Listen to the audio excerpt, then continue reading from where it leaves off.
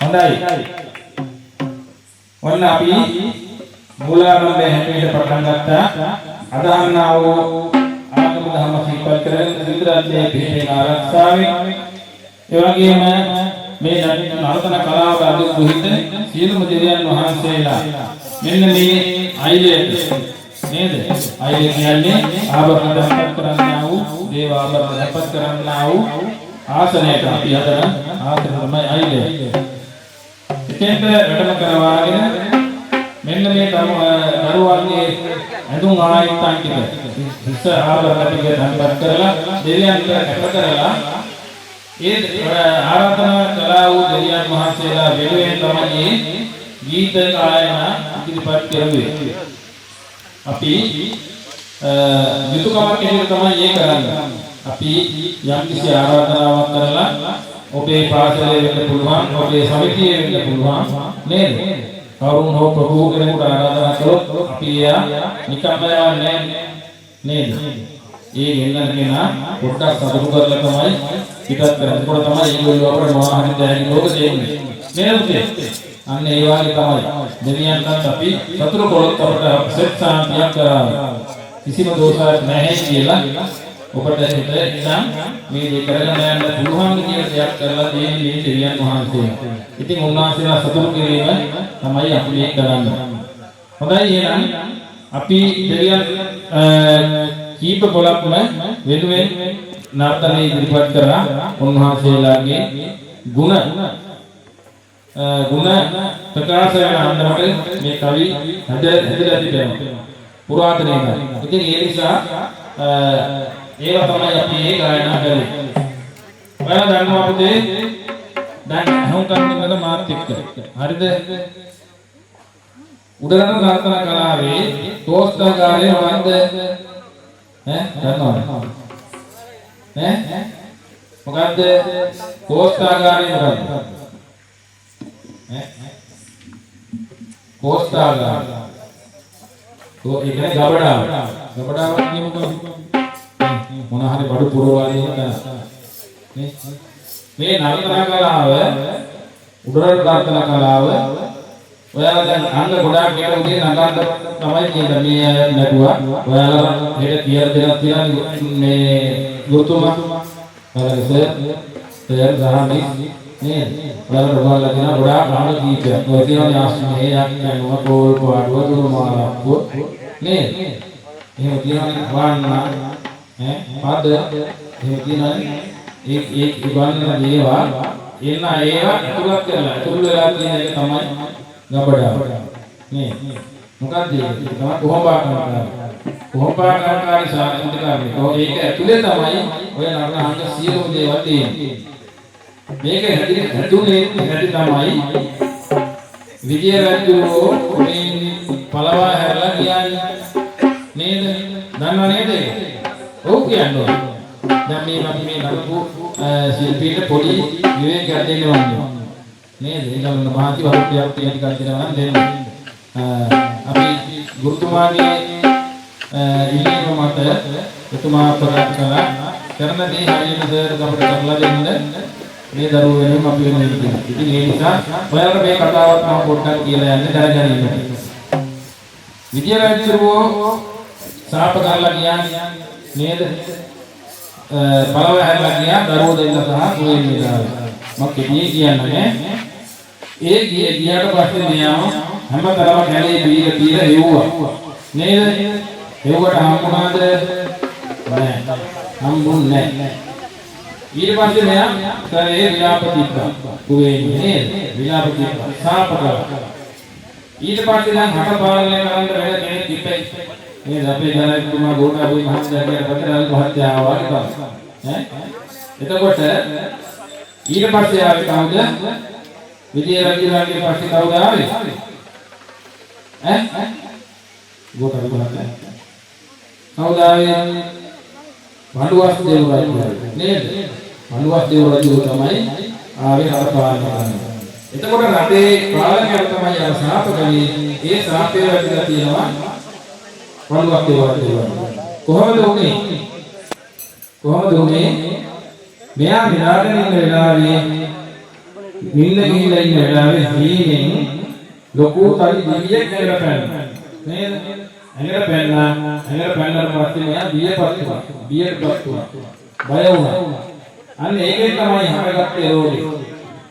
බය වීම. ඉතින් ඔය ඒ කාලේ හිටපු හැටියට වෛද්‍යවරු ඇවිල්ලා බේත් කරා නමුත් සුව වුණේ නැහැ. පස්සේ තමයි දැක්කේ මේක මොකද්ද කියන එක සත්ත්ව දෙවියන්ට දෙවිලා මේකට උපක්‍රමයක් ගෙදුවා. මේකට කරන්න පුළුවන් ලෙඩ සුව කරන්න පුළුවන් බෙහෙත තමයි තියෙන්නේ මේ මලේ දේශේ කියන්නේ. නේද? මලේ දේශේ තියෙන්නේ අපි මලේ දේශේ ඉන්න මලෙන් උපන් කුමරේ ගෙන්නලා යාග හෝමයක් කරුවොත් තමයි මේ ලෙඩේ සුව වෙන්නේ කියලා තියෙනවා. ඊට පස්සේ ගේන්නේ කොහොමද මේගොල්ලෝ අපේ රටේ නෑ. ඉන්නේ එහාට මොහොතේ. ඊට පස්සේ තමයි කිව්වේ මම එහෙනම් සත්වදේවියෝ බාරගත්තා. මලේ රජ තුන් කට්ටුව අපේ රටේ ගෙන්න ගැනීමේ කාර්යය එතුමා බාරගත්තා. බාර අරගෙන ගියා. කොහොමද ගියේ මලේ දේශේ? ගියේ කොහොමද? මලේ කුමාරයන්ගේ දන්දරෝධය එහෙම නැත්නම් ඒ උයනට ගියා. ගිහිල්ලා ඌරෙක් වෙසක් පාවා. නේද? ඌරෙක් වෙසක් පාවාගෙන ගියා. ඉතින් අර උයන ගොඩාක් පාලු කරලා ඊට පස්සේ උයන බාගන්න අය ඒ වගේ වලින් අල්ලගන්න බැලුවා බැරි වුණා. ඊට පස්සේ තමයි මලේ රජ තුන් කට්ටුව ඇවිල්ලා ඌර පොළපස ලුහු බැනගෙන ඇවිල්ලා ඔය මම ඉස්සෙල්ලා කීවේ ලොකු හැල්ලා ඒ ආපු දෙනවා මම ඉස්සෙල්ලා කිව්වේ ඒ මොහොත පාරේ ලංකාවට ඇවිල්ලා නේද? ඒ ඇවිල්ලා හන්තාන අරවියේදී තමයි ගුරුවර ගිත්තේ. ඊට පස්සේ ගලක් වලවලු. ගලක් වලේ නෑ. පොතේ අහගෙන තියෙන්නේ ඈ? ඕන්නේ නැද්ද කියන්නේ? කෙල්ල මතක කරන්නේ නැහැ ඈ? අතව දන්නවද කියන්නේ. දන්නවා. ඒක ළමයි කරන්නේ. නිදිමතද? නරඹුද කියන්නේ? ඈ හිරෝදී නම් දේවල් කියන අරමුණ. එහෙනම් ඒ ඇවිල්ලා තමයි මලේ රජ තුන්කට දැන් මේකේ කතාවේ අතීතයේදී මට ඔයාලා ඔහේ මම කියන්න හිතෙන්නේ. ඈ මලේ රජ තුන්කට උපන්නා කිව්වනේ අර කවි ටිකක් කියනවා නේද? වන්දියා දෙවියෝ ගොඩක් කියවනේ. ඉතින් ඒ කතාව මම තව කියෙන්නේ නැහැ. ඈ මලේ දැන් ඔයාලා අහලා තියෙනවා මලේ උපන් කුමරේ තමයි මේ මලේ උපන් කොහොමද ඉදුනේ? කොහොමද උනේ? කවුද මේ අයගේ තාත්තා නේ? මලේ රජුගේ අම්මා තාත්තා කවුද? ඒවා දැනගන්න ඕන නම් විතරයි මම කියන්නේ. ඕන නැත්නම් කියන්නේ. ඈ? ඕනේ. මෙයා මම අපි ඉතින් වැඩි කරනවා. මේ ළමයි ඉගෙන ගන්න ඕනේ. ඈ? නේද? ඔක දන්නේ නැහැ. ඔක මම හිතනවා කවුරුත් දන්නේ නැහැ. ඔක ලකීන්නේ. කුමාරවරු තුන්දෙනා එක්කෙනෙක් මම ඉස්සර කිව්වා මව් කුසයෙන් කුමරෙක් උපදින්නේ දෙදෙනෙක් කුමරුන් මවපාන්නේ කියලා ඉස්සලා තුන්දෙනා ඊට දුදුමුගෙන ඉන්නේ දෙදවලියක් දෙවියනේ වදින්නේ නේද? එතකොට සීතාපති දේවිය අහලා තියෙනවා විෂ්ණු දේවිය අහලා තියෙනවා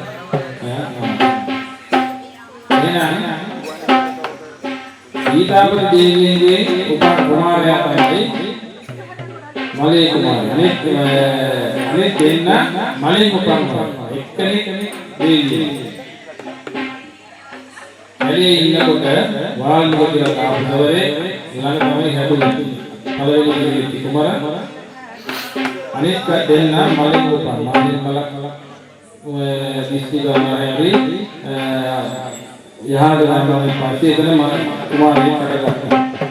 ඊළඟ එකන ඊතන කියන්නේ දැන් පස්සේ එතන කුමාරයෙක් කඩගත්තා. ඔය දෙකේ තමයි කුමාරවරු දෙන්න හටගත්තා. හරිද?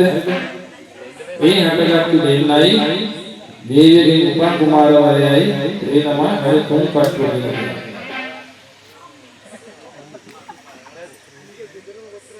එතකොට විශ්ණු දෙවියන්ගේ මුල ඔයාලා හොයනකොට ඇත්තටම කියන්නේ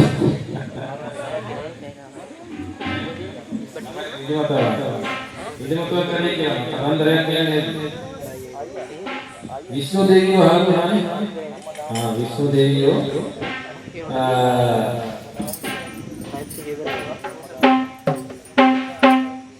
ගියා දේව ස්වභාව සමිතිය කියන්නේ අපි ඒවා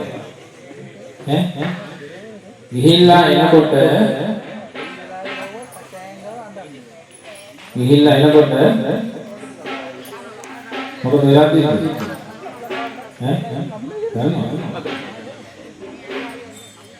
දන්නවද හොඳයි